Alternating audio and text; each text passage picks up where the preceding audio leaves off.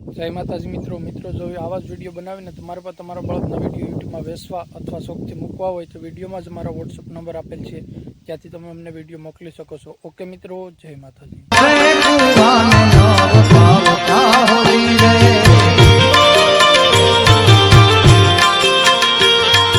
પાવઠડે